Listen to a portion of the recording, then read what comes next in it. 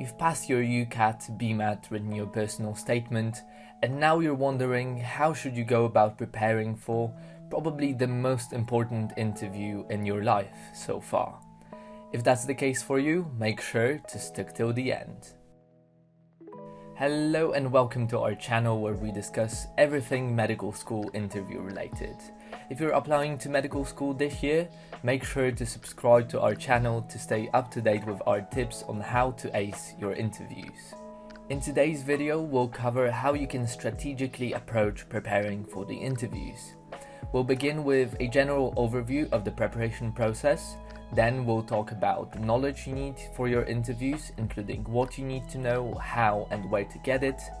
Thirdly, we'll discuss writing down your answers, and lastly, we'll move on to talking about mock interview practice. Alright, so you might be wondering, when should I start preparing in the first place? And the answer to that question is rather uniform among medical students who have gone through this process. Start preparing as soon as you can. It's definitely a good idea to take a break and relax after the effort you took to polish your personal statement, prepare for the UCAT, the BMAT, so that you don't burn out before your final exams, but you should definitely start preparing before getting an interview invite. Why? Most medical schools send out interview invites 7 to 14 days in advance, which isn't enough time for the vast majority of people to prepare to do themselves justice on an interview. As you'll start preparing, you'll notice that consolidating the large amount of knowledge, getting into the right mindset, gaining the confidence can all take a lot of time. So starting your preparation early means you won't have to stress about not managing everything last minute. Now, how much time should you dedicate to your interview preparation? And unfortunately this time I have to disappoint you, as there isn't a single good answer to that. However, consistency can undoubtedly benefit you.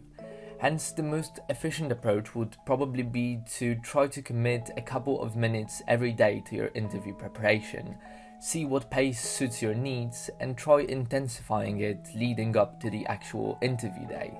Now that you know that you should probably start preparing ASAP, the question is, what should you begin with?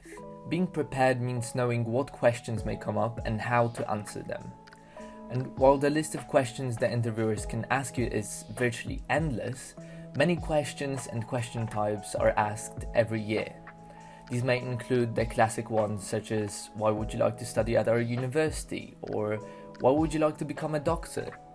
At medfully.co.uk you can find tens of questions that came up commonly in the past and guidance on how to answer them, what mistakes to avoid, and example answers. Broadly speaking, there are two types of questions, those that don't require any technical knowledge and those that do. The questions that don't require specific knowledge from you are those that revolve around your personality or your motivations to study medicine, like the classic, tell us about your work experience, or what's your greatest weakness, or tell us about your hobbies. But with those, you still need to understand what the interviewers expect from you when they ask you these questions to be able to score all the possible points, something you can also find in our guide. And the other types of questions are the ones that assess your insight into topics such as working as a doctor, medical ethics, or the NHS. Since it's almost guaranteed to get a question from those topics, regardless of the university or interview format, you really need to take some time to do some research, take notes, and consolidate that knowledge. If you want to save yourself some time, at Medfully we've collected all the necessary knowledge about the NHS, hot topics, medical ethics, and included many external links in case you would want to dive deeper into those topics. Alright, now let's say that you know how to answer the question, why would you like to become a doctor instead of a nurse? Another classic one. Say you talked to your medic friends, did some online research, read about the mistakes to avoid in our guide, and what's next? Well, for most people, just knowing that isn't enough to really present themselves in a confident light under the stressful circumstances of an interview. And that's why you should write down your responses and practice speaking them out loud from your memory. However, please don't fall into the trap of writing your answers in continuous text and trying to memorize those, as this will make you sound robotic, inauthentic, and will take you a lot of time. Instead, try compressing your answers to bullet points. When you want to say that you prefer medicine over nursing, as during the 6-year course you go much deeper into the scientific foundations of disease by, for instance, learning thoroughly anatomy through dissections or prosections, instead of writing this long sentence, you can compress it into a bullet point that could say medicine dash more science focused dash anatomy dissections.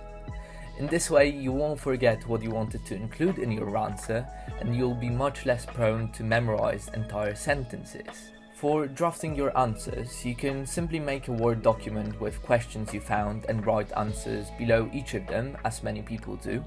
Or alternatively, our guide at medfully.co.uk has an interactive window next to each of the questions where you can also type down your response and have it all in one place. Okay, and now let's move on to interview practice. In this sense, interviews are a bit like a driving test. You won't be able to drive after only passing the theory, which is why mock practice is by far the most crucial preparation step.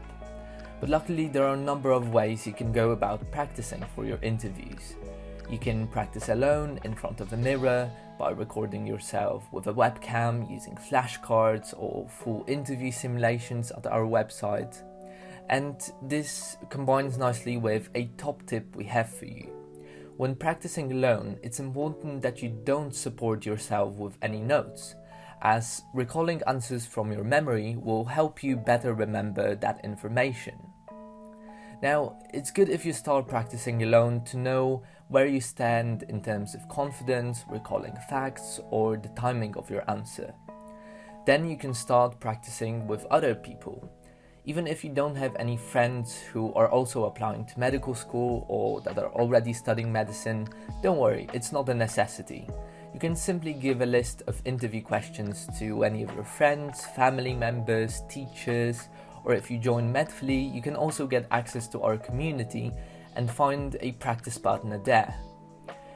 Overall, the more mocks you do, mocks that realistically represent the real interviews, the more confident you'll be on the interview day. But you need to feel for yourself how many is sufficient for you. And I know that this may all sound a bit overwhelming and very serious, but preparing for your interviews can be really fun if you only focus on making it so.